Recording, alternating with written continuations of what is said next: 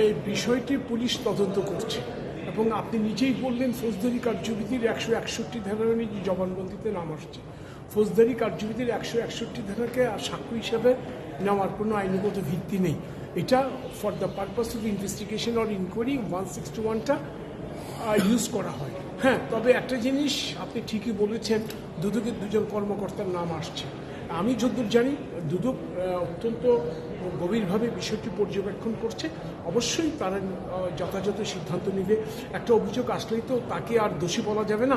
অভিযোগটির ভিত্তি কী, অভিযোগের যিনি যাকে অভিযুক্ত করছে তার বক্তব্য কী, প্রত্যেকটা জিনিস তো খতিয়ে দেখতে হবে।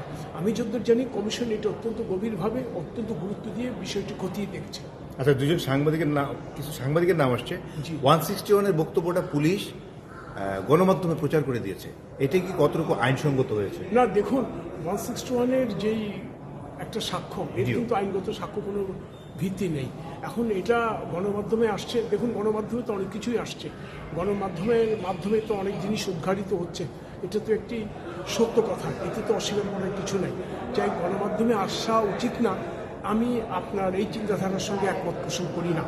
একটু ট্রান্সপারেন্সির জন্য গণমাধ্যমে আসতেই পারে। একটা সেন্সিটিভ যদি হয়, দুদকের একজন কর্মকর্তা এই ধরনের যদি কাজে জড়িত হয়ে থাকে এবং এটা যদি সত্য হয়, গণমাধ্যমে আসাটাকে আমি অন্যায় হিসেবে দেখি না।